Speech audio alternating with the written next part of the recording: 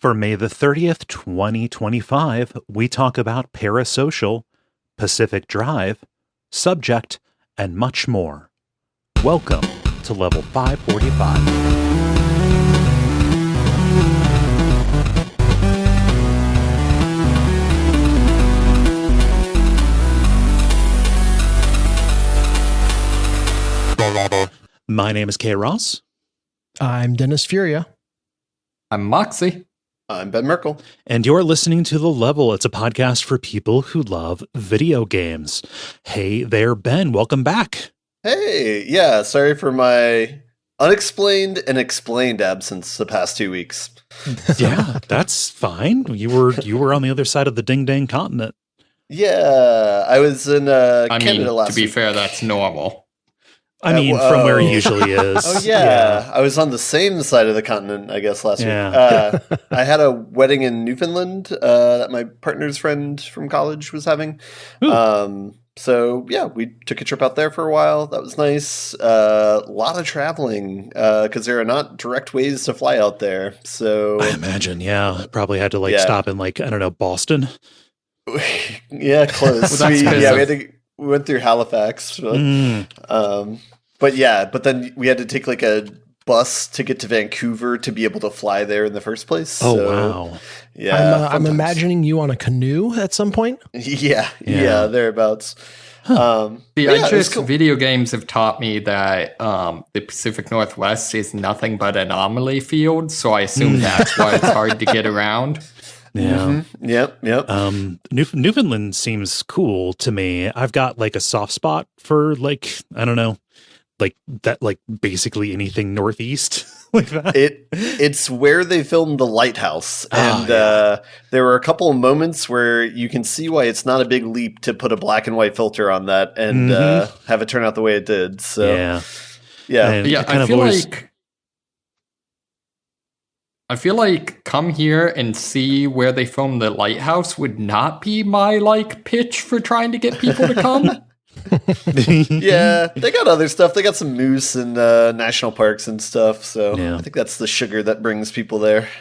I kind of always have it in my back pocket. I've never been up there, but it's things go sideways here. I could probably live up in Nova Scotia. That would probably be fine.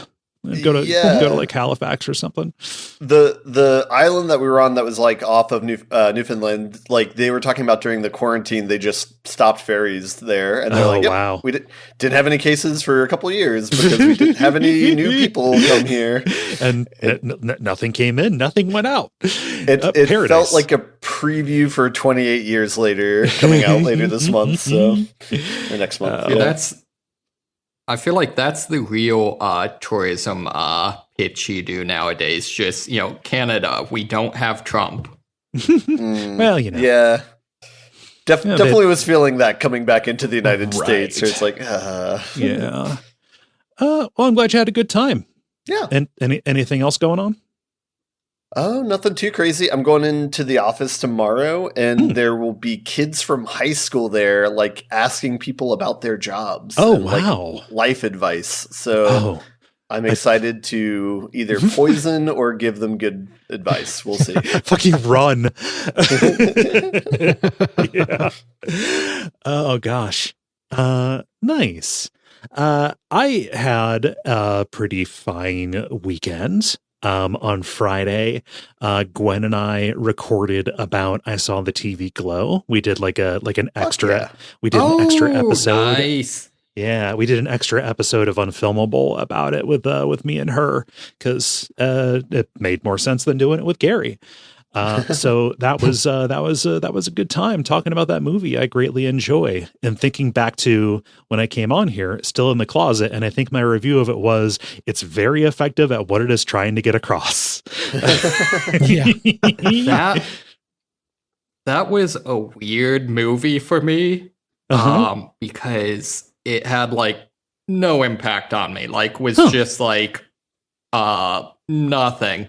And then like a week or two later, just out of nowhere thought about it and like started crying. Oh yeah, no, it's just me. I'm like one of 4 people in the theater down at the theater off of OSU. Just whoa, oh my god, what? Just bawling. Yeah. And then on Saturday, more movie stuff. I went down to Columbus with my brother and saw Friendship. Hell yeah. What's that? I haven't heard of that one. That is a new comedy ? It's very funny. It's incredibly funny, but there's more going on with it. It is $100 a lick. Yeah. Thank you, Mr. Toad, or thank you, Toad Boy. I was inconsolable, Ben. Like, I don't know how you describe the plot of that movie to someone and like have it make sense. Like the way that I see it is, it's like take a person from an I Think You Should Leave sketch and like extend out what their actual life would be like and how specifically they would be unable to, like, completely unequipped to deal with anything, really. The hard cut to the scene of them with the dog in the sewers is all I'll say. Yeah. So good. Yeah. It's really, really good. It's Tim Robinson and Paul Rudd. Yeah. And when you get Tim Robinson, you got a Connor O'Malley in there. Yeah. Go see it. I am not going to ruin anything more about it, but it is an unqualified recommendation. There's a not inconsiderable amount of, it's like Cable Guy meets Punch Drunk Love, except without the romance subplot. Yeah. Yeah. It's a very the hard Cable movie. Guy was in a romance? No, the Carrey movie, Jim Carrey and Matthew Broderick movie from the 90s. Oh, okay. Yeah. No, I get what you mean now. Mm-hmm. Yeah, so that's what I got. Dennis, how about Very you? Cool. Yeah, I'm on a little adventure with my Steam Deck right now. Okay. Because I thought I had killed it, but maybe I haven't. Oh, it was a trigger, right? Well, no, that's the least of my worries. Oh boy. I mean, you do have an established special relationship with mobile consoles. Yes. Yeah, so I thought the battery had died on me. And as long as it was plugged in, I could play it. Everything seemed fine. But when it would show 100% and I unplugged it, first over like the span of 10 minutes, it would completely drain to the point of shutting down.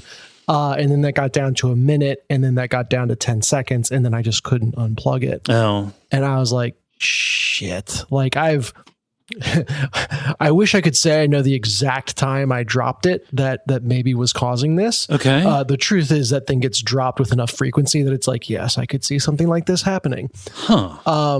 However, I looked into it, and apparently if you charge it with a, I think it's like an OEM USB-C cable or something like that. I don't know what the acronym stands for, but a certain type of USB-C cable, it can miscalibrate the battery to where it's actually fine, but whatever, program is sensing where it's at. So you're using like gets confused. You were just using like an aftermarket, like just regular, not regular, but like you weren't using the USB-C cable that came with it. No, well, and like this is supposed to be the feature, right? That now that iPhones are USB-C and all the most computers are USB-C, they're just lying around the house. I just slam it into whatever one's closest when I see that the battery is low, and that's super convenient. What does the U in USB mean? Universal, right? So it means you better keep that cable around. I'm learning. Actually, the original one, it kind of varies. It's either at my nightstand or it is in my backpack. So like I know where the original one was. I just didn't think it was going to be a problem until it was. So there's a very elaborate solution for this that I found that I'm trying right now where you have to boot it. So first off, you got to turn it all the way off. Then you boot it into like its OS menu mode or something. You like hold the volume plus button at the same time as you're hitting the power button.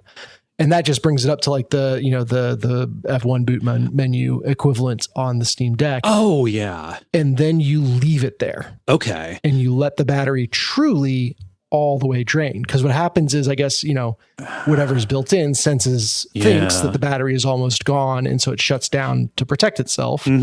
Or try to do you a favor or something. Yeah. And so, I all day today, I've just left it open on that boot menu, and encouragingly, the battery lasts just fine when that's on. So it was several hours before it petered out on me. Okay. Apparently, and then, there's so a command to. Go ahead. Apparently, there's a command to recalibrate the batteries.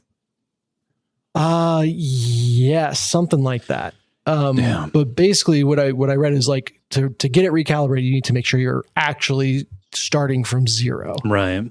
And then charge up. So like you take it to zero and then you plug it in just long enough to turn it back on and then leave it again to die. Cause it's like really tamping the battery down to zero. And then I'll charge it overnight, turn it on, recalibrate, and hopefully that will get me back. But yeah, that is, I've been doing CPR on this bad boy all day. You really want to read to the end of those instructions to make sure that the last steps are not send $500 to Valve. Oh shit. Hold on. Let me scroll down. Send 500. Yep. There okay. Damn. Yeah. Hopefully that works. Hopefully. Yeah. Yeah, I mean this has been my Balatra machine. Before that was my Slay the Spire machine, and now I'm hoping it will be my Monster Train 2 machine. Previews of coming attractions. It plays real good on that. Yeah, that is contingent on this resuscitation working. Yeah, so we'll see. Well, Godspeed. Yeah. Moxie, how about you? Yeah, so this has been actually kind of a crazy weekend. I went to the Capitol House Music Festival, which was kind of part of kicking off Pride here. It was a lot of fun. I really enjoyed it. I have no idea what house music is, like what makes it different from regular dance music. More ounces. Okay. It's like ounces per minute. Yeah. Okay. I mean, people there were super insistent that this was like the place in DC for, quote, real house music. And I don't know what that means, but it was a lot of fun being with people that were super excited about what they were doing. I have to tell you, I am just thinking like literally of a ton of people on ecstasy just wigging out on the House of Representatives floor.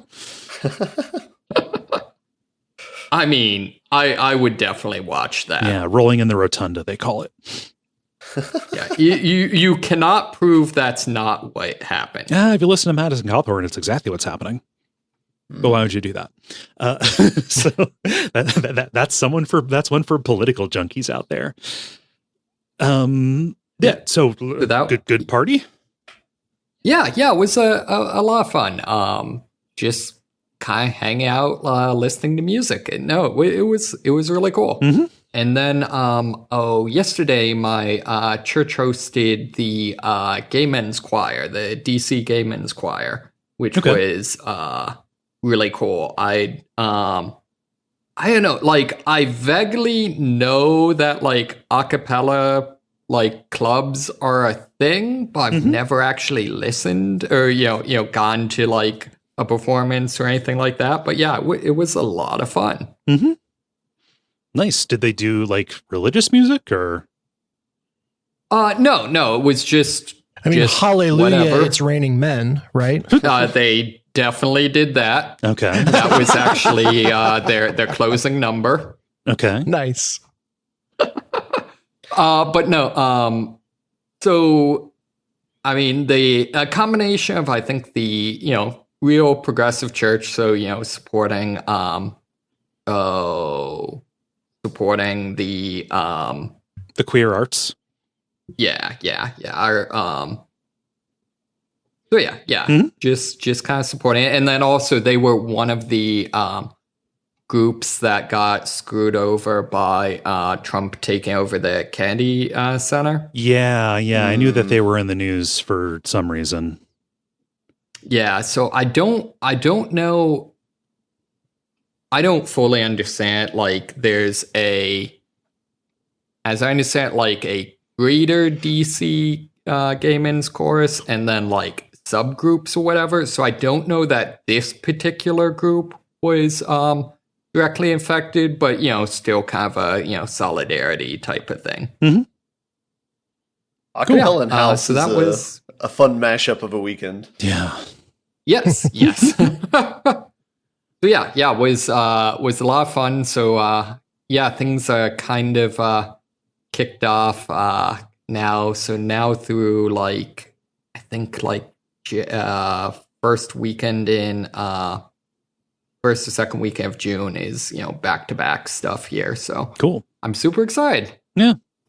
I know how our Pride stuff comes later. So but yeah, I'm going to try and hit Columbus. I've got that Laura Jane Grace concert that I'm going to, which might as well be part of Pride. And then Mansfield Pride is like at the end of June or something like that. So yeah, just going to see. I don't, yeah. How do we feel about talking about video games? Yeah, I'm kind of ambivalent, but let's try. Okay, let's give it a shot. To do that, we need to do the regular kind of show, what with the grind, the multiplayer, and the end boss. And why don't we get started with The Grind. The Grind, where we talk about the games we have been playing over the last period of time or so. Ben, you've been away the longest, so I will go to you first. Yeah, I got two. I think the first one I'm going to talk about is Expedition 33. Okay. I got credits to roll on it a bit ago, and played a little bit of the post-game content, and I am more or less kind of done with it now. I was going to check in and get tabs on who's still playing the game and kind of where they're at. Dennis, are you still in, or? Yeah, early Act 2. Okay. My attention got stolen by Doom Dark Ages, but got it. It will be back. Okay, cool. Yeah, I don't know. I have a hard time, I guess, like evaluating this game because I think by the time I got to the credits of the game, I kind of realized like I just don't think I'm a JRPG person, and I don't think this game is for me. I definitely enjoyed being part of like I know we have a Slack channel for it. And so I enjoyed being a part of that and seeing what people had to say about it. And I enjoyed like on my own personal Discord server with some computer science friends, like talking about it there. I definitely enjoyed that and like talking about different builds with people. But yeah, but I guess like, yeah, a lot of it just doesn't hit me personally. And so it's like, I don't want to really like, so I don't want to like cast aspersions on the game or anything. I just want to put a huge asterisk on upfront saying that I don't think JRPGs are my thing. So, so for example, like the story, I won't spoil anything. I definitely respect the story. I think they did a good job of like creating really interesting twists throughout the arc of it.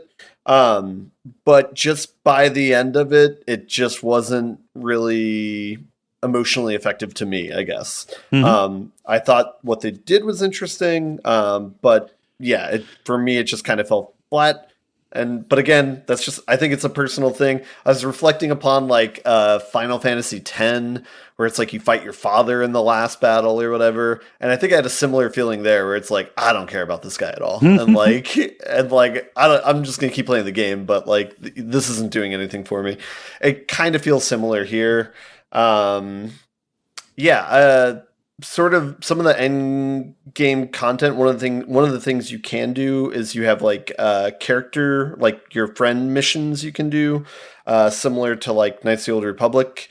The difficulty level of those is kind of skewed towards like post credits though. Like you have to be somewhat high level to accomplish those.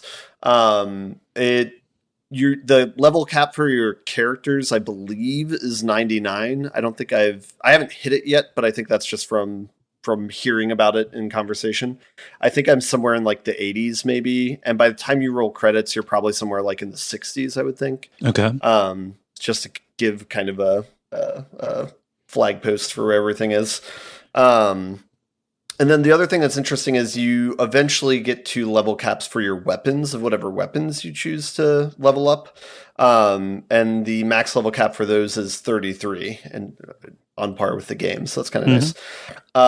But you need a specific resource to get it from 32 to 33. And that's kind of gated at different post-game content that you have to like find and kind of really work towards getting. Are these like challenge dungeons? It's there's a variety of things. I won't be too specific with it, but it's a variety of different ways. So it could be some sort of dungeon in one corner, some sort of big boss battle somewhere else. Like just kind of there's like a dozen different ways to get this type of resource. So I basically ended my play of the game once I got one of those resources and leveled up one of my weapons, and then I was kind of like, I think I'm done. Okay. But so story aside, JRPG type stuff aside, I do think the mechanics of the game are really strong, and I think they did a good job of making a really stripped down game where there's not like all this bloated mechanics of like inventory explosions of like all these different things you need to manage, or a bunch of different the systems are like siloed in lanes for each character with whatever their rule set is, a la Slay the Spire, and that's like a really good way to do it. It's not like bloated with like here's like some sort of weird jelly item that you have that works really well with this character and not with anyone else. There's nothing like that. So that's good. And then it's more like a kind of like a CCG at a certain point where it's like, okay, how can I mix and match Pictos with weapon combinations for a character to make them have like the most busted combo possible? Kind of where I fell with it though is I basically kind of had a Charizard situation where I leveled up one character and got them extremely overpowered, and then I had like a secondary character that was pretty good, and then the third character was literally just there to revive or heal the other three characters, like in the turn-based battle. So I'm not sure if that's like the desired way to do it, or but who was your overpowered character and why was it Mael? It was not Mael. What? Yeah, Mael was my secondary. Okay, say no more.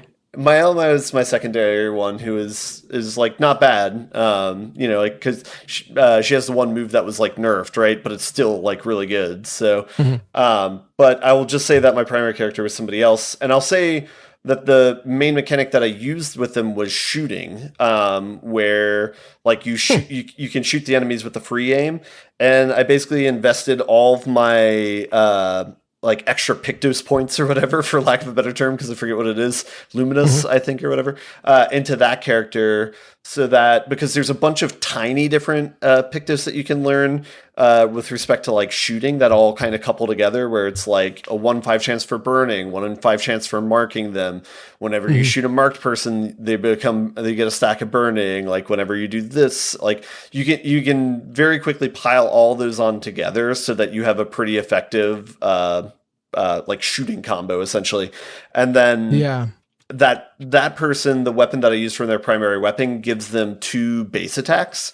It gives them 2 attacks if their first attack's a base attack. They get like another round of whatever else. And so basically made it so that their base attack hits them like 2 or 3 times, 2 or 3 hits each time. It basically fills up your AP again, and you get like a second round for free. And then you're spending all those points on free aim shots. Yeah, exactly. Yeah, and you just drain that down again. I've been consistently impressed by how free aim seems so trivial, because it is, very low damage unless they have a critical point, which initially is the only thing you use it for. If you see a glowing weak spot, shoot it with free aim. Otherwise, you forget about it. And then the longer I go, the more I see free aim as like really valuable. It sounds like you found a way to bust it wide open. But yeah, they did a great job giving that kind of little ancillary attack a lot of utility. Yeah, what I was happy about overall is that when I compared notes with like the 3 or 4 friends that I had playing it, like we all kind of had different paths for like what we were doing and like how effective that was. And so I didn't find anyone else who kind of did the exact same thing that I did. But I felt like a pretty good level of success with it for what I was doing. So So I was really happy with that experience, that there's kind of like a lot of different paths to get you there. It does kind of, I think once you're in super post credit, like late game, whatever, that's when you start being like, okay, what is like the million damage tier build and what is like the billion level damage tier build? And then it gets like, that's when you can kind of differentiate between those, and where it's like, okay, what will actually carry me and kill like literally anything in the game? And then there's some like differentiation there, and maybe that's when things kind of silo down to a certain point where it's like, well, you have to run this strategy to do that. But barring any of that, I was very impressed with the flexibility that you could use to kind of level people up. So even complaints that I might have of like, oh, it's kind of dumb that you just pour all your resources into one person instead of like fanning them out and like having synergies. That could just be a me problem, because that's how I ran my build, and there could be more effective builds out there that of people doing that sort of thing, and I just don't know. So I was very happy with the game design in general here, and thought it was pretty pitch perfect. I'm impressed to hear how much like variability there is even across different people's approaches. Because the idea of like, oh, every character kind of has their own distinct mechanic to it does make it feel like each of them has a distinct and prescribed lane. Yeah, I will say with that, before I pour too much sugar on it, when you do look at like the map of all the different moves they can unlock, I will say that there's probably only like maybe 3 to 4 moves like out of like 20 or 30 that are like really valuable and you want to go after. Mm-hmm. It's not, so in that sense, it's not like it's not as good as something like Marvel Snap, where it's like the low level, low impact things still have meaningful choices there that can like snowball into higher level things. There's not as much attention to that detail of it, but it's still good. So it's like, I don't know. It's like, I don't want to be too harsh on it with respect to that. And there is still some like strategies that I like in the back of my head that I would like to go back to and try maybe at some point if I were ever playing this game again. I don't know how realistically I would be to go and do that, but there's at least enough there to give you different things to try. So I think that's mostly all I have to say about it. If you like JRPGs, this is like going to be a perfect game for you. And so go play it. If you don't like JRPGs like me, it's still a pretty good experience. I think maybe the one small criticism I'll have, but I think this is something inherent to JRPGs is, I'll take that back. Something with this game in particular is it feels like you attack every person the same way at a certain point. And that's maybe part of the reason why I want to put it down now is because once the battles are repetitious. Yeah, like once you have your build set up and ready to go, they do try and differentiate the enemies. So it's like some enemies are like will dodge your attacks really easily if you try and physically attack them, but they're easy to shoot with a free aim like that. So they try and do things like that to try and force you to try out different strategies. But yeah, by the end of once you have everything built up and ready to go, you're basically just doing the same thing over and over again when you attack things. The only differentiation is like your parry timing when it's the enemy attacking, and that's kind of like how they differentiate it. But yeah, there are for a lot of the optional bosses that I've encountered so far, you will notice like the first time you fight them, like, oh, weak to ice. And then if I had enough resources, I would totally like swap up my loadout. The problem is you don't have enough resources to keep every weapon on the bleeding edge, pun intended. And so you wind up, it's like, oh, well, if my ice weapon was the same level as my main weapon, it would be more effective for this. Yeah. But because you're forcing me to choose where I put my resources, meaning they all go to one place, you can't use those strategies. Yeah. It's not like Pokemon where it's like, it kind of forces you to have to try and exploit like the super effective and like and avoid the least effective sort of thing. There's definitely some characters where it's like, oh, this attack doesn't do anything to it and it heals it. But basically what that means is like, okay, well, you just don't do anything. The other person's going to kill them instead. And it's like, it's a somewhat negligible, deterrent. Like it's not like making you change up your strategy of what you're doing. Those sorts of like elemental affinities or weaknesses. So that's kind of like one thing that is maybe personally, like, I felt like it was kind of a criticism against it. I don't know, but maybe some people really enjoy the pairing and they don't get as worn out of it. And plus it's also post credits too. So I don't know how harsh I can be on it there too, because it's all kind of like optional after that point. So yeah, I don't know. That's all I have to say. I don't want to, again, like, I don't want people to come after me with pitchforks. Like, I do think if you like JRPGs, this is an excellent game. The art direction is amazing on it, no matter what you think of the game quality. And it is a very beautiful game to play. And so, yeah. I would say A for me, S tier if you really like that sort of game. So, yeah. And then I got one more, not too far into it, but I started playing Pacific Drive, which it's funny that Moxie mentioned that earlier.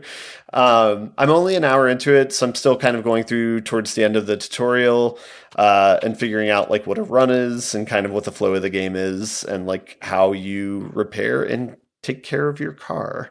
Yeah, so not too much to say about it. I don't know. It takes place in the PMW and it has anomalies, so it's kind of cool.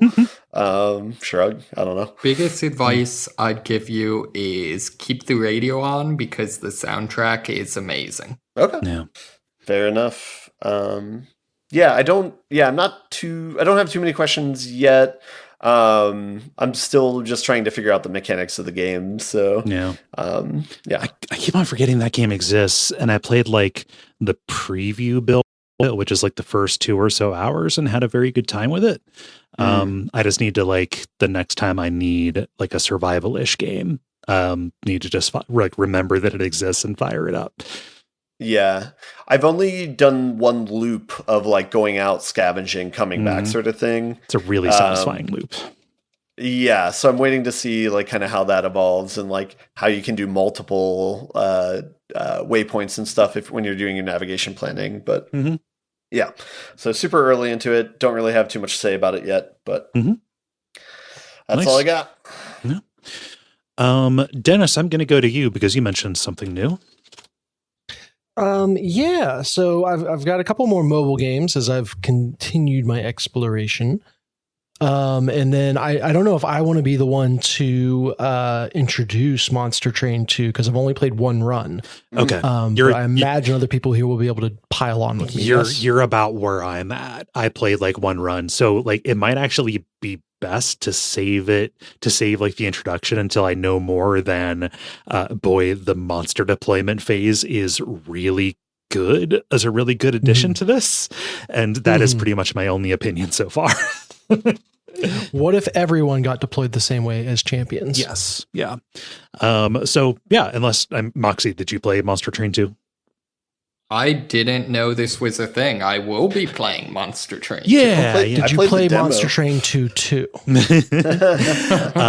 Yeah. Ben played the demo. I think that I'm going to make an executive decision. I don't feel comfortable talking about it until I played more of it. Okay. Yeah. Well, then let's go to Mobile Town. Found some other gems on Apple Arcade. The first one is a little game called Smash Hit. And it is a endless shooter, I guess, kind of. Okay. You are kind of lobbing pinballs forward. This has some of the most satisfying sound and kinesthetics to it. Yes. Oh my God. Yes. I played a previous version of this and I would just play it just to hear the pinball hitting the glass. Oh, it is wonderful. So if you've played Pokemon Snap, you know what you're doing in this game. You're like lobbing pinballs forward. Your camera is on rails progressing forwards through the level, and you can't slow that down or you can't change direction. And so you have to throw these pinballs to break obstacles that are in your way. You also have to hit targets, which give you more pinballs to throw. And then hitting an obstacle will cause you to lose 10 pinballs. And you got to keep that counter kind of managed to keep moving forwards. When you say Pokemon Snap, you mean like Pokemon Go? No, I mean like Pokemon Snap, where you are on rails and lobbing Pokeballs throughout the environment. Okay, yeah, I thought you were talking about like how you throw Pokeballs in that by kind of like swiping up on the screen. Oh yeah, I don't swipe to throw them. I just tap. I wonder if swiping would give me better control. I don't know. Yeah, continue. Sorry, a dumb question. Oh, you're good. Yeah. So the big hook of the game, though, is that there is a ton of physics going on in how things break and move when you hit them. And so there will basically be giant hammers hanging from swivels, kind of rotating around. And if you shoot the hammer, it'll kind of dong off the hammer and kind of push it into a different rotation. Or if you shoot the shaft that the hammer is hanging from, and that's glass, it'll break and the hammer will drop. And so as you're charging forward through the level, you kind of have to quickly decide, where do I shoot this thing? Am I even going to have to shoot this obstacle? Because there are lots of obstacles where if you just, watch how they're moving, you'll be like, okay, I'm going to pass while that's on the side. I don't need to waste ammunition on that. And yeah, that's the game. Like you said, it's super satisfying, to break things and, to kind of have that sound design as well. And there's not a lot to it beyond that, but good little time waster. Smash hit. Yeah, sometimes that's what you need. This is like a blast from the past, because I feel like I played this like 10 or 15 years ago. It's like, an it old one. Yeah. OG mobile game. Yeah. Yeah. I should specify this is Smash Hit Plus, because they, dress it up for Apple Arcade. I have no idea what they added. So yes, they probably just removed a bunch of like microtransaction stuff, if I'm being honest. Yeah, I believe that. There are technically power-ups in the game. Like you can shoot targets that allow you to like fire an infinite chain gun of pinballs for a little bit, or slow down time for a little bit, but mostly I just forget those are there. But you get into a real good flow state. I also think the levels are not set. They're kind of assembled each time you go through them from different pieces. And so, it's always a little bit different every time you play.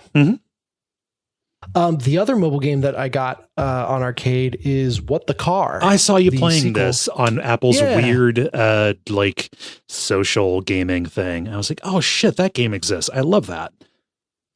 Yeah. So this is the sequel to What the Golf, with the idea of like you launch a car out of a cannon and there's going to be something zany about it that you have to manage as you go through the level. What the Golf was a lot of fun, very creative. And What the Car, to my estimation, can't quite recapture that magic. Even though they're trying to make the car very different every time you play, it still boils down to you either have a boost button or a jump button. And the levels that you're going through just they feel very bland for everything going on in them. There's bears holding cardboard signs and cutesy little stuff all over, very Katamari like. But it just it fails to feel very special, or like level to level there is a ton of unique stuff going on. Whereas What the Golf felt like it had a little bit more creative zest. What the Golf and how different they were. Like you would not know like what the levels thing was until you did like an input, and each time it was like a punchline reveal or something like that, where it's like, oh, it's not like I am, my little guy is using the stick to hit the ball. It's like I'm actually flinging the guy toward the pin or something like that, right? Yes. Yeah. And I kept wanting What the Car to do that, but like I said, it all felt very samey, even though it's like, oh, well, this is a hover car, and this car has balloons strapped to it, and this car has a giant spring underneath it. Well, all three of those effectively just mean you have a jump button. Yeah.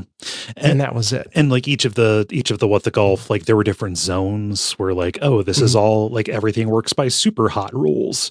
Like it just the hits just kind of kept coming. I do remember running out of steam and what the car.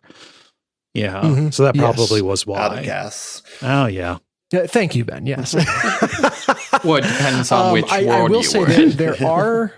there are moments where certain levels will be a mini game so completely different. Like one, you just had to make a sandwich. Okay. And you're like, your car is at a counter and you're literally just going back and forth to assemble the components of a sandwich.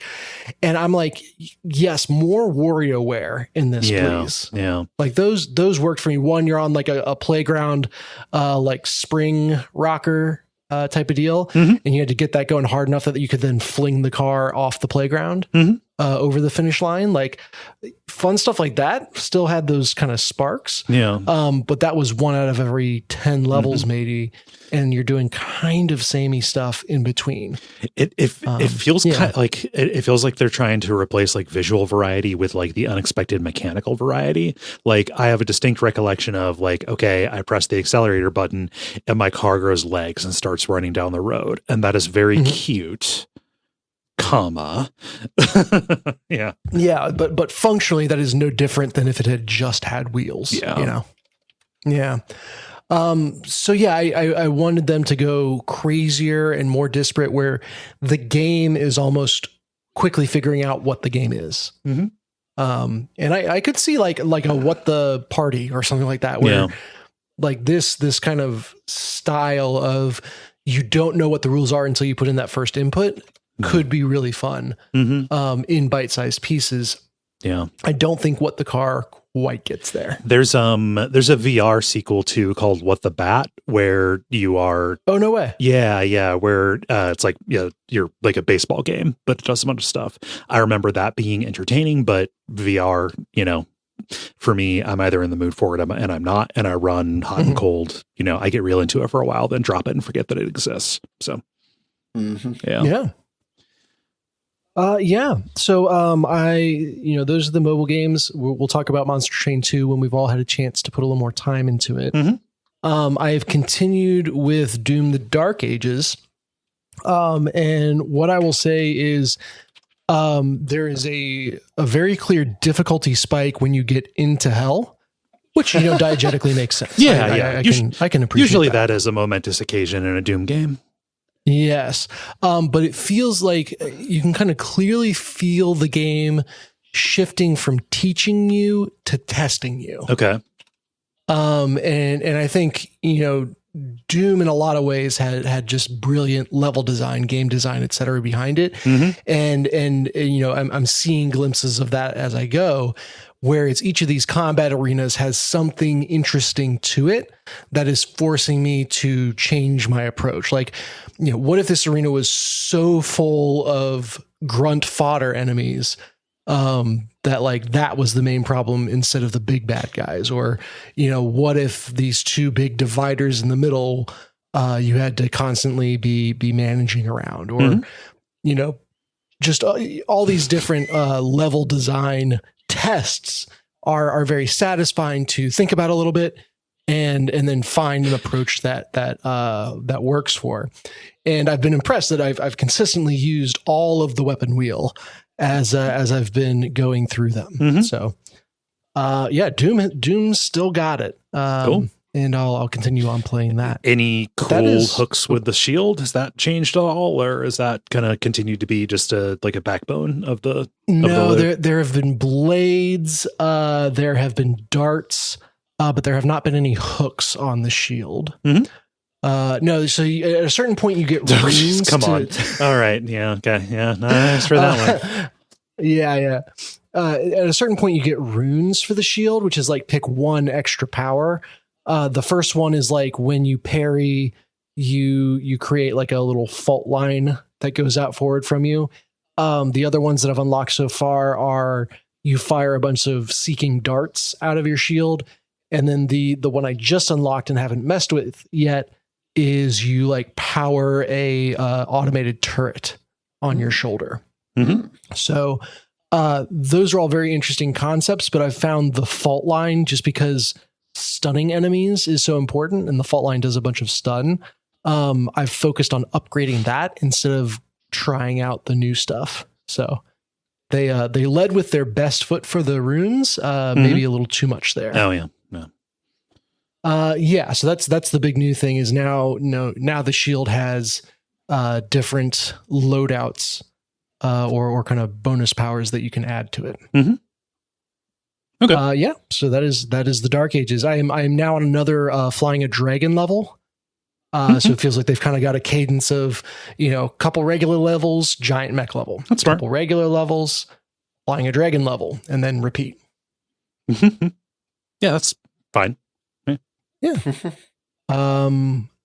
It is good boomer shooter territory. Cool. And that's me. Moxie, how about you? Honestly, I don't have a whole lot. Okay. I'm kind of in a grinding phase on Fallen London and what's his name? The Borderlands CEO is doing an amazing job at killing off my desire to play Borderlands. Okay. Yeah. So that's yeah. Okay. Yeah, that is Sorry. fine. No. I also am going to be kind of disappointing. A lot of my game playing time has been spent with Rocksmith, which is fun, but also, it's not anything I can talk about on a show. I'm getting back up to where I was when I stopped playing though. So that's good.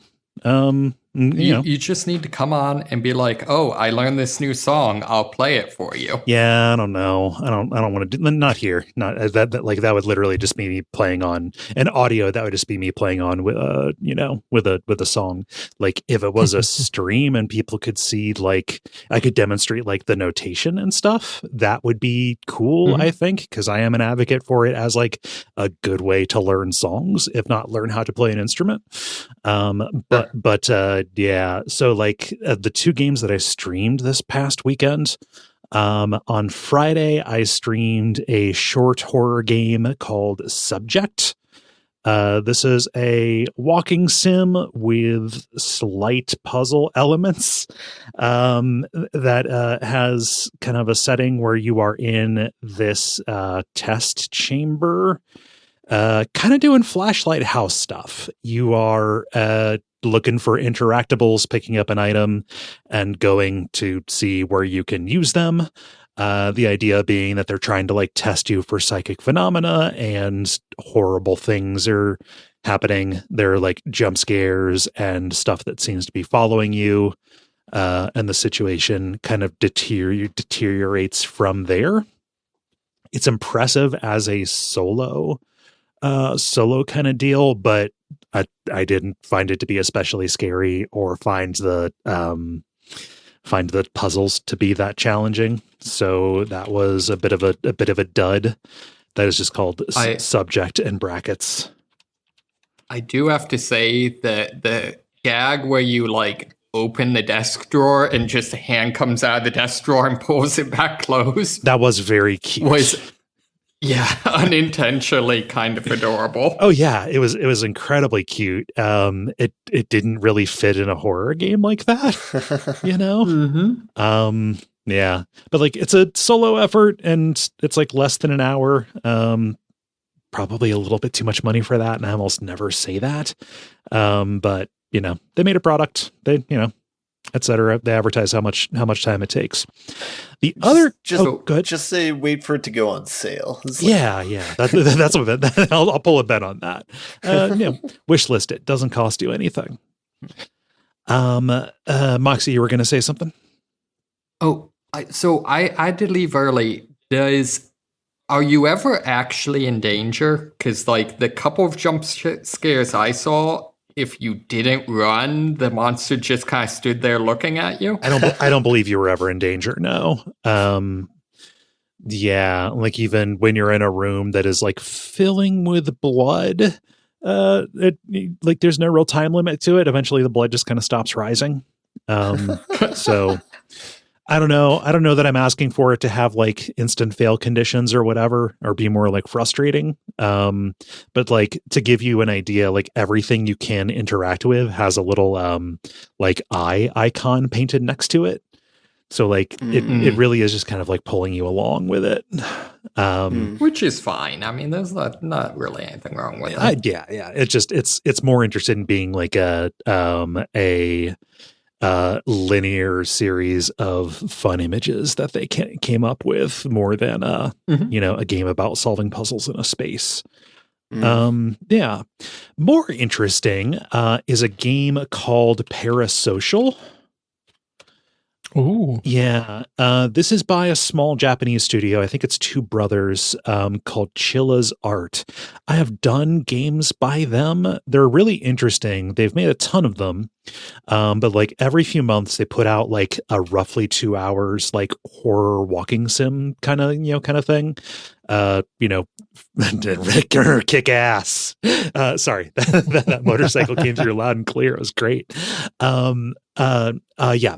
So they put out kind of a mechanics light first person horror game, often set in Japan. Like a previous one that I did was like it was called like Stigmatized Property, and it was like you rented a cheap apartment only to find out that somebody died there. And it's haunted. There was another one like called Convenience Store, where you're like working late at a convenience store at night.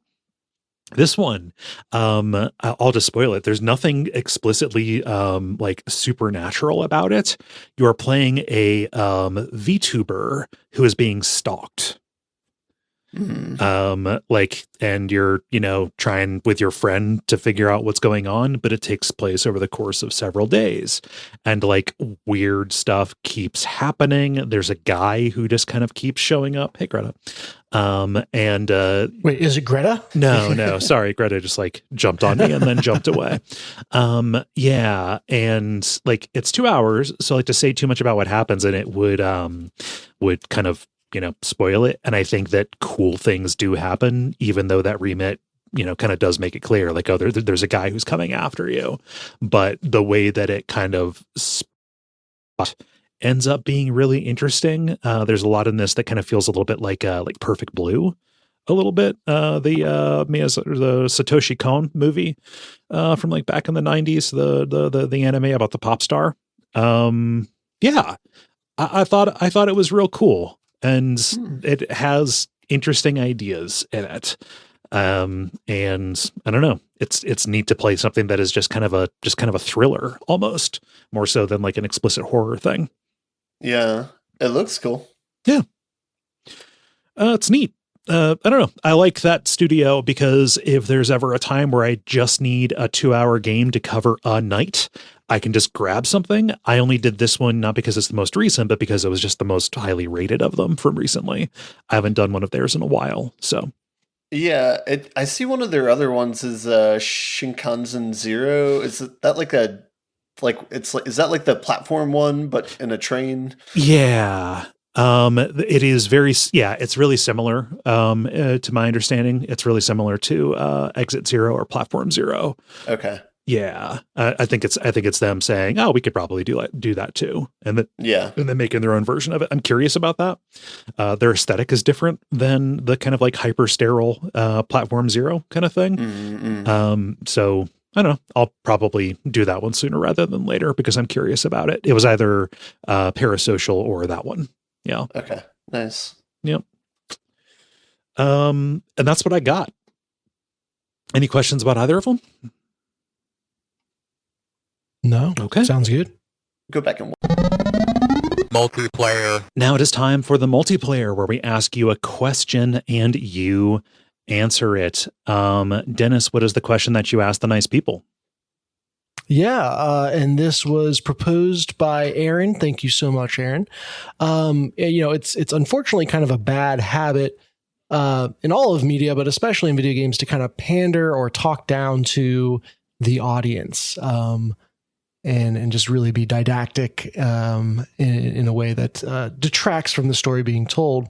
But we want some good examples. What are some good AAA games, or we'll just say games in general, that do a good job of not pandering to you? Yeah. I'll take us in with Callum, who says, Cyberpunk 2077. It lets Night City exist as it is and doesn't over-explain the history. The character is very much told through showing it. Yeah.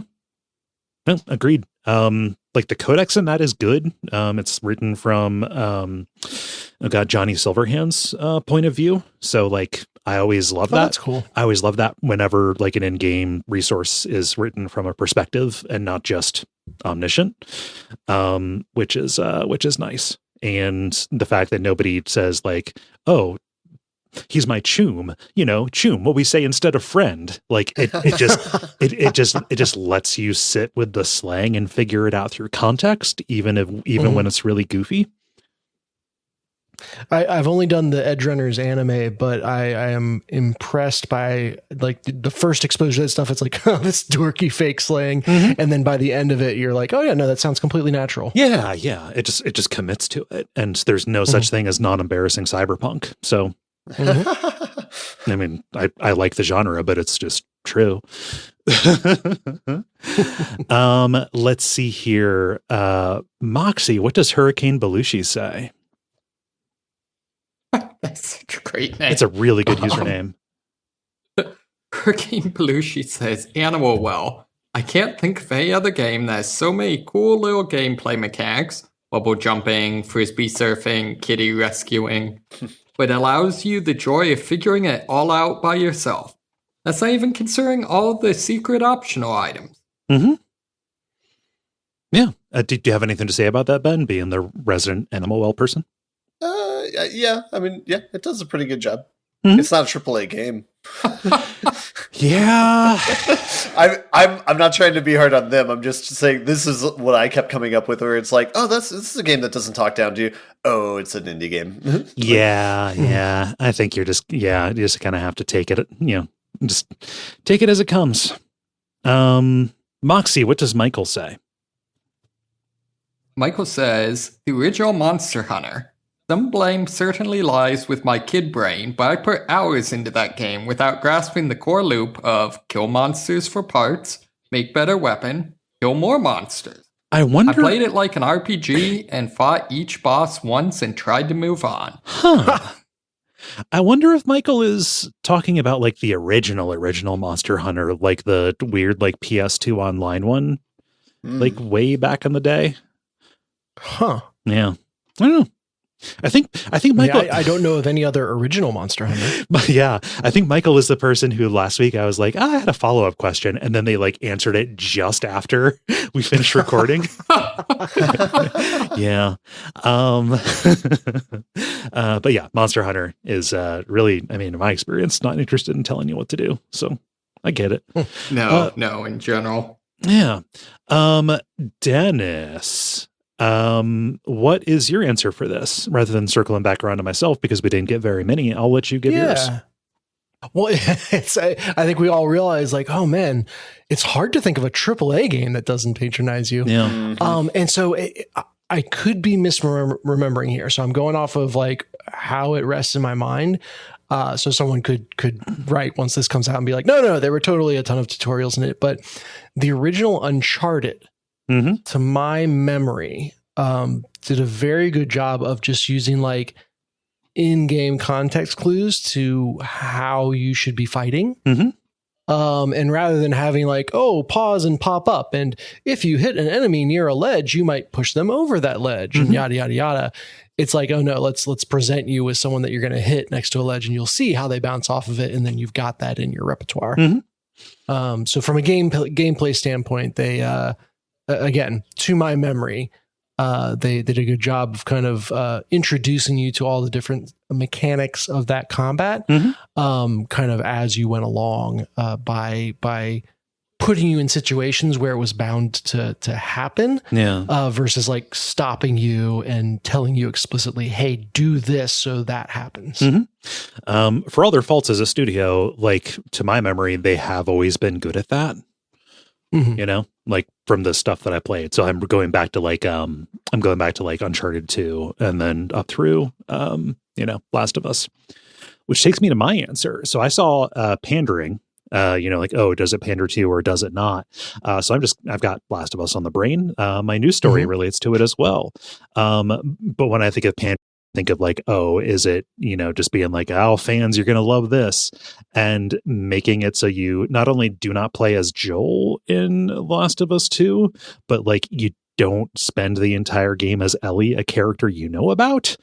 I think that is a really good decision, especially with how good of a character Abby is. Yeah. So like them just not giving you explicitly what you want, which is things you are familiar with, but instead, very consciously telling a new story that is impacted by what Ellie does. I think that is good and smart. Sorry if I broke the prompt. I just that's what came to mind. Makes sense. Yeah.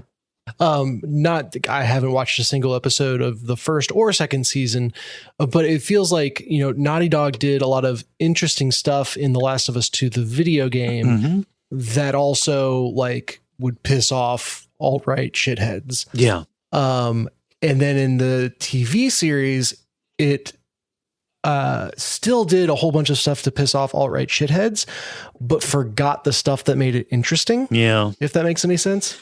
And again, that's not firsthand experience, but Naughty Dog did do a good job of like switching it up, not just to switch it up, but to like have some real pathos behind it as well. Like they had, it wasn't just for this. It wasn't just for the sake of doing a stunt kind of thing. Yeah. Let's see, Ben, how about you? Yeah, I had an answer, but it left my head because now I was thinking about The Last of Us Part 2. My non-answer, like indie game ones were like The Witness and more recently The Blueprints. I thought did a good job of allow you to figure things out, letting you fucking twist. Yeah.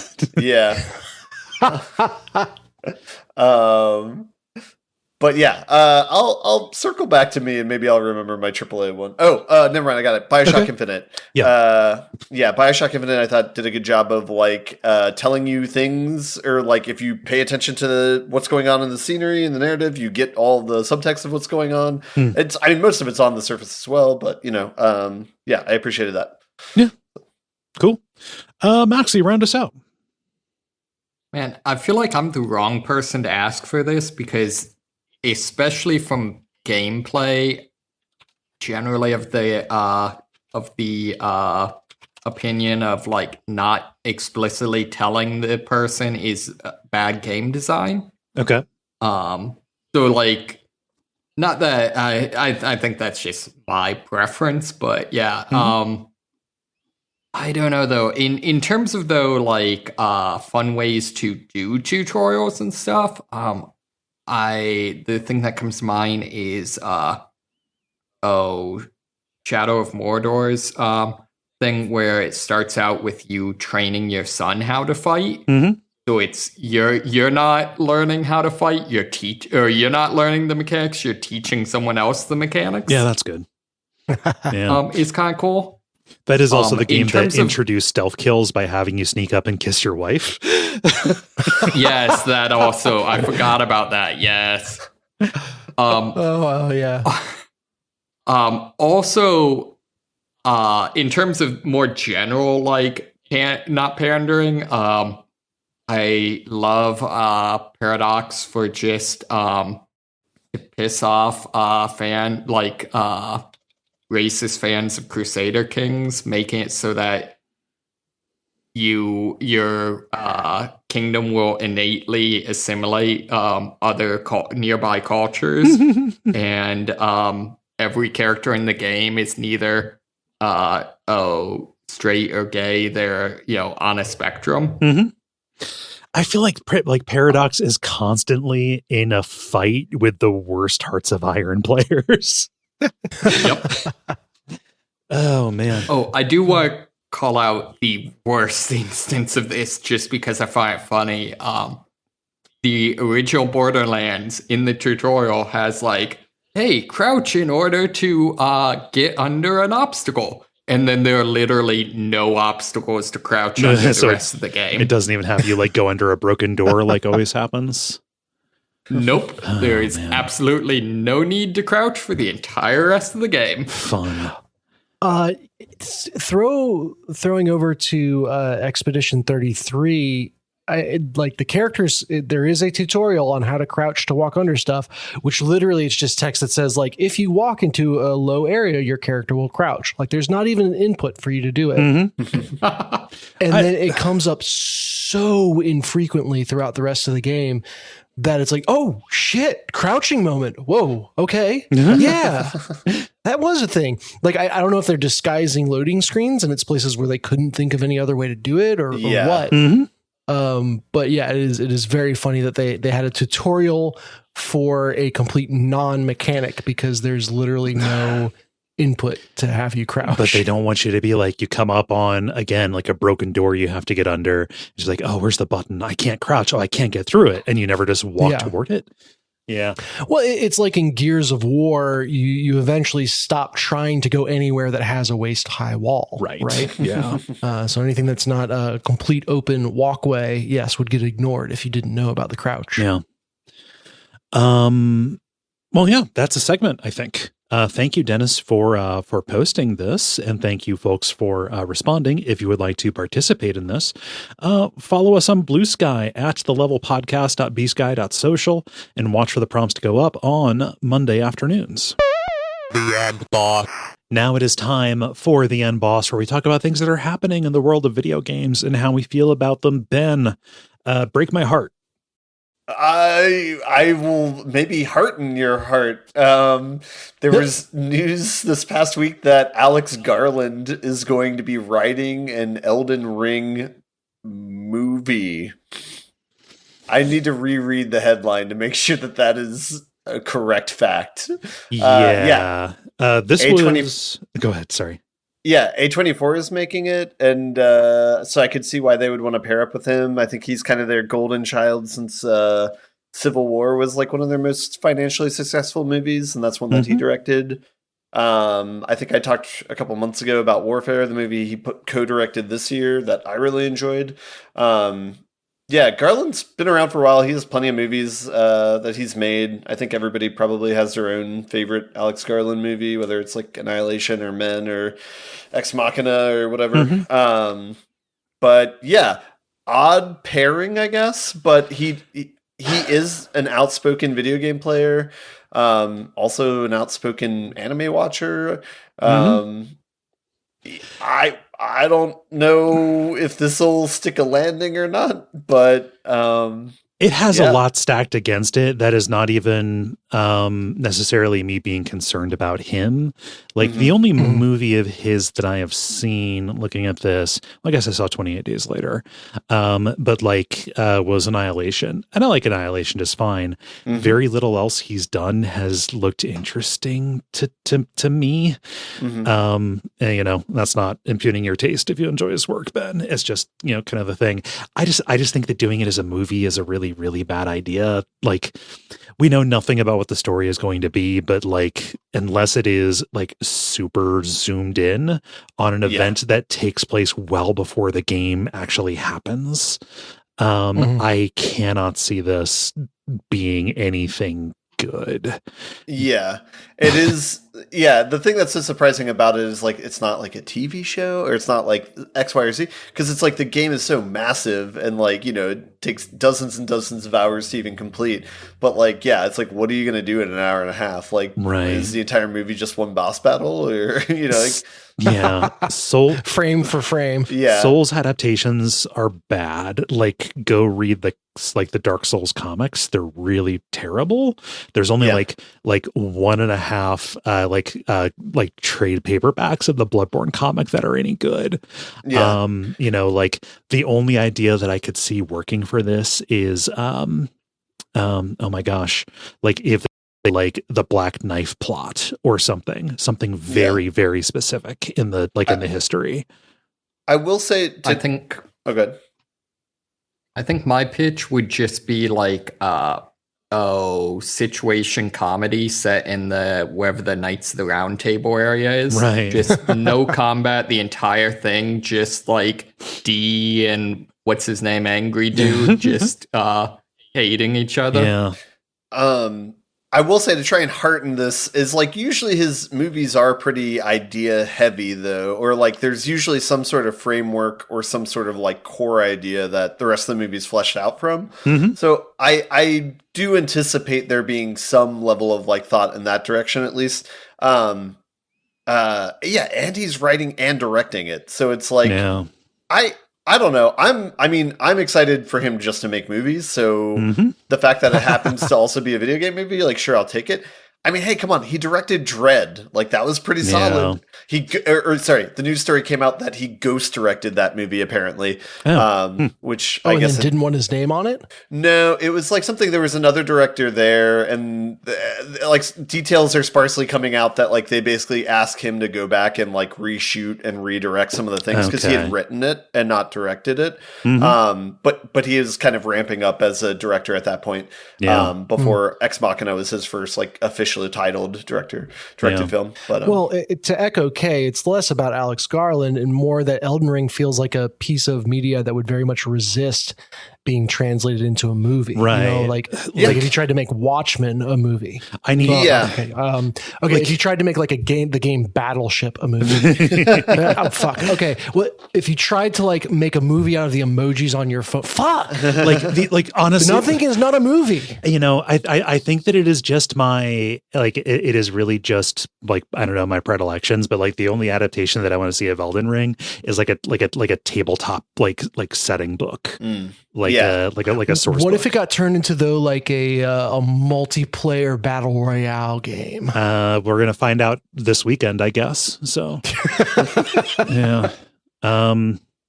I don't know. It's sorry. I don't mean to be a bummer on this. I just I do not feel very optimistic about it. Like this was rumored and then it kind of went away and I thought, okay, that was probably just a false start or somebody was starting some shit. And then it you know, and then it was confirmed and it's like, well, damn. And now I'm realizing he didn't direct 28 Days Later. He wrote it. Yeah. Yeah. He also wrote Sunshine though. Sunshine's a good movie. Yeah. If Mad Max Fury Road can be an entire movie that's just one single long chase sequence, maybe this could be a movie that's just one boss fight. Just make it about the festival to kill Radon or something like that. Like it needs to be specific, but like to be pandery, it needs to it needs to have a bunch of shit from the game. Otherwise, it's not going to reflect like oh, I need to come in here and see like all my favorite beats. Yeah, and it needs the main character to like constantly die to trivial enemies. Yeah. I will say with his second go meta, just make it be the story of let me solo her guy. I will say with his second most recent movie, Civil War, like he did a good job in that movie of very like sparsely giving you details about like what's going on, and it was like the Antifa massacre. But it was specific about like not like over explaining things, but if you were interested in the details, you could kind of lean in and see stuff. So I could definitely see him like making a script that like works in this universe and is like a good compendium to the game, but does not like try and take the place of the game and like try and retell the story or something like that. But like if he brings like hit the visual chops from Annihilation, I could see that working. But, yeah, that'll definitely be interesting to watch, is to see what art direction he chooses to go with for that, because it's but we'll see. I'll go on to this one. Again, Last of Us on the mind. But Neil Druckman appeared on a podcast and did something really dumb. We're going to spoil the end of The Last of Us 1, but it's a 12-year-old game. At the end of The Last of Us 1, you've been taking this young girl, Ellie, across the country to like a rebel facility where they're going to study her immunity to the fungus outbreak. And when Joel gets her there, he's grown attached to her and finds out that the surgery to get what they need to make a vaccine, or even just to study it, will kill Ellie, and he cannot let this happen. So he slaughters everybody in the hospital and then takes her away, and then lies to her about what happened there. And this served as a, you can disagree about like the quality of that as an ending, but it did, I think, create discussion and allowed for a ton of ambiguity about, was it worth risking Ellie's life for something that may or may not have helped? So you get just kind of a classic, in literature, the needs of one person to hold on to this person who's dear to them for the chance to save, a bunch of humanity. And notwithstanding anything that is revealed about what happens, about that event in The Last of Us 2, like whether or not that does or doesn't work, you need to keep it ambiguous for the ending to function. Neil Druckman went on an IGN podcast and said, oh yeah, no, it totally would have worked. If he just like let her die, then they would have made a vaccine and a bunch of people wouldn't have had to die.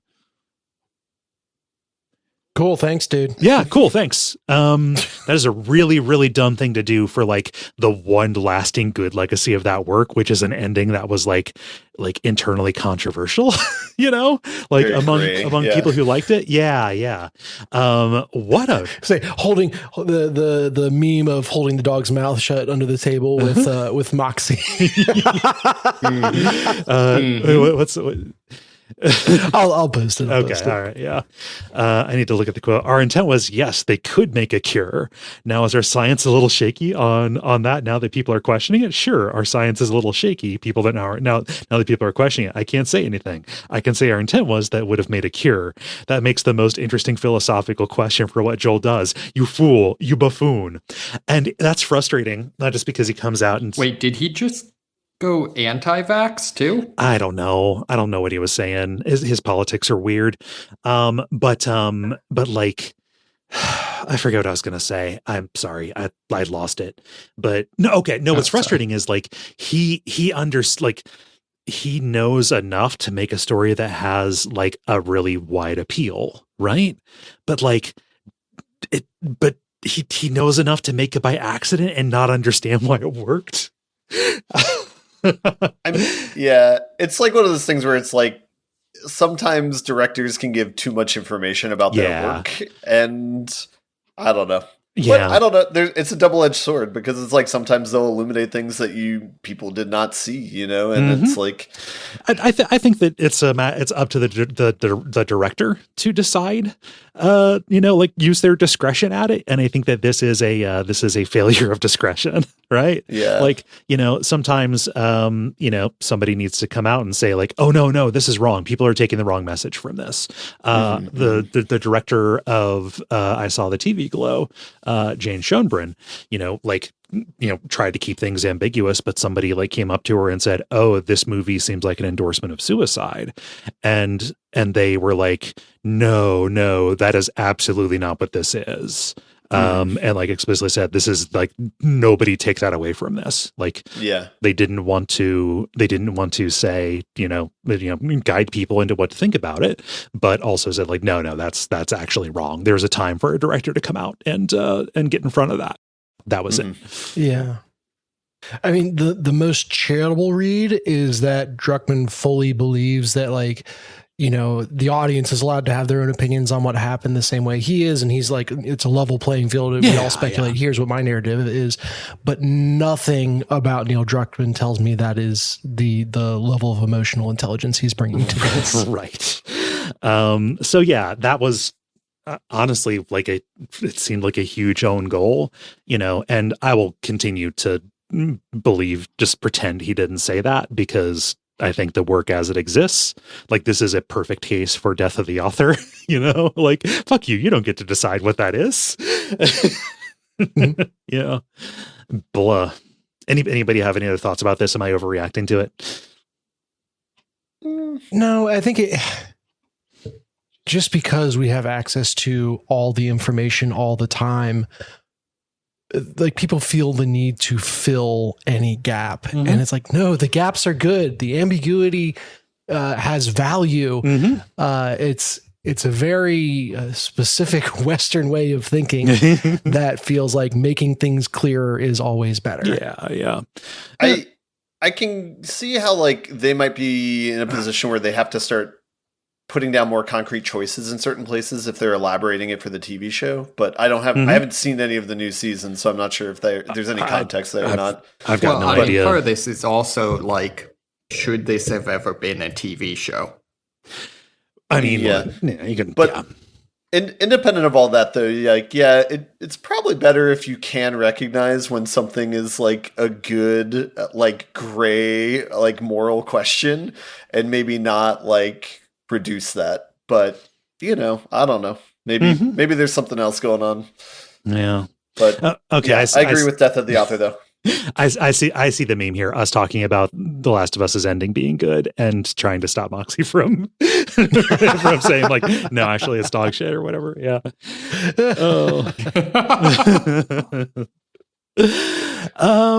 Let's see here. More stories. Dennis, what are some details about the Switch 2? Yeah, just a nice little tidbit as we are very close to this actually launching. It's next week. Fuck. Yeah, and so even closer at the time you're listening to this, a developer demoing a game called Nobunaga's Ambition Awakening Complete Edition, which is a mouthful. Yeah, it's a classic feudal Japan strategy game series. Like goes back to like microcomputers in the 80s. Very cool. Well, it's going to be on the Nintendo Switch 2. And they just casually plugged in a USB mouse and started playing with that on the stream, confirming that you will be able to do that. And in fact, not only will you be able to plug in a USB mouse instead of only using the Joy-Con as a mouse, but you will be able to interchangeably go back and forth between the two of them very organically. So I imagine this would be like if you had two USB mouses on your PC, and just whichever one you moves, it knows that's the one to pay attention to. I think there's some that take a USB keyboard as well. Well, there's speculation that they did not show a USB keyboard being used, but it would be very weird if they let you use a USB mouse but not a USB keyboard. So it looks like the Kotaku, where this article comes from, sent the question, has not gotten an answer on keyboards. But this is a surprisingly good move from Nintendo. Instead of being super walled garden about how you can play with a Switch 2, and only being able to use the Mouse Tendo or whatever they want to call it, mouse or having the sanctioned Mario themed keyboard. Apparently you can just plug stuff in and go, which is good and how we should be doing things. So Nintendo might have two good consoles in a row. Maybe. Is it possible? We'll see. Yeah, we shall see. Yeah, that's a pleasant surprise. I mean, I guess it's on the developer, but there's no reason not to. Like, I don't know, especially now in before Nintendo sees this and responds by shutting down third-party mouse and keyboard compatibility. Well, yeah, they do dumb shit like that all the time. But like, especially with like the Switch being like a de facto way for people to play a lot of indie games. Like there are games like, I don't know, Hypnospace Outlaw or the Golden Idol games where like there are fine Switch ports that use the joystick or whatever, but like if somebody wants to play it in a situation where they can use a mouse, that would be the way to do it, right? So just makes sense to me. Yeah, we'll see if Nintendo fucks it up. Or if that was like a dev kit thing that is not actually turned on or whatever. But now that people know, they'll put pressure and maybe Nintendo will listen. They never do that. But this would be so good. Yeah. Moxie, continuing the Star Wars Fortnite stuff. What's going on with that? Yeah, so I'm trying to stick to my New Year's resolution is to mostly have positive stories, which isn't easy in today's world. No. Yeah. But one I dug up is Fortnite's been having some crazy skins. One, just to troll the universe, they released a Sith Lord Jar Jar skin. Okay. Going off of that whole meme. Okay. And then perhaps even better, they have released a skin for Emperor Palpatine called Galactic Glow Style that gives him his cloak a star pattern and neon yellow highlights. Okay. The Polygon article describes it as being Emperor Palpatine's disco era. Okay. Please call him Sheev. Is that Palpatine's name? I wish I was joking, but I am not. No, that's it. I mean, to be fair, that's to the not whole like even... leave gaps, leave ambiguity. Emperor Palpatine did not need a first name. No, not at all. Yeah, no, but every name in Star Wars is dumb. Hence, like, what is it? The meme name Glup Shido or whatever. Yeah. I mean, I think we've talked about this before, but still one of the funniest exchanges I've ever had with Dennis is I was describing in what is it, Clone Wars or whatever. There's a character Savage Opress. And Dennis asks if he's Irish. From Space Ireland. Oh, God. Huh. Give it up, Anakin. I have the high ground. Well, I mean, that is funny because Ewan McGregor is Irish. True. Huh. So just the idea is that, like, when Palpatine dances, he gets a special design. Is that the idea? I don't think no, it's not even that. It's just all the time. Okay. Huh. Good for him. As I understand it, there's some mechanic where if you complete the battle pass, then you unlock like super versions of some of the skins. They're just even more over the top versions. Okay. And I think both of these are that. Okay.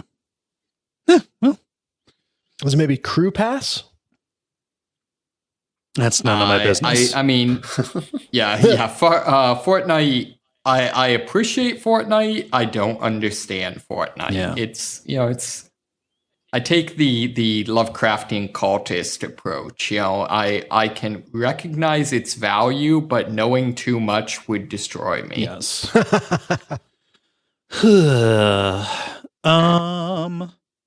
Yeah, I think that's everything. Do we want to button it up?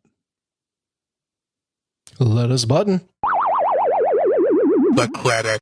Thank you so much for listening to level number 545. We appreciate you taking the time.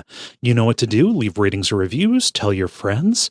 Spread the word however you can. It is the way that the show grows.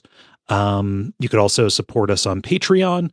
That supports the shows and the network and gets you cool stuff like that. Episode of Unfilmable about I Saw the TV Glow that Gwen and I did that I mentioned earlier. That should be coming out around the time this episode comes out. Should be a good time. That is in addition to the episode about Cube that Gary and I did. Yeah. And shout out to Cube. It's not very good. Yeah. It's remembered it being better. Yeah. That's like the old pseudo horror sci-fi movie. Yeah, the extremely Canadian. The Death Trap. Movie that's kind of all like shot in just one set. Yeah. It's pretty much a student film as well, too. Kinda, so it's hard to be too hard on it. It didn't stop us. I mean, one thing you can't say is it was better than its sequels. True. Yeah. I'm morbidly curious about the sequels, but yeah. So you can do all of that. Is there anything I'm forgetting? Don't think so. Okay. Dennis, you got anything? No, not this week. Okay. I've been Kaye Ross. You can find me on Blue Sky at Kaye.zone. I've been Dennis Furia. You can find me on Blue Sky at Furia Games. I've been Moxie. Someday you'll find me somewhere. And I've been Ben Merkel. And stick around for some titles.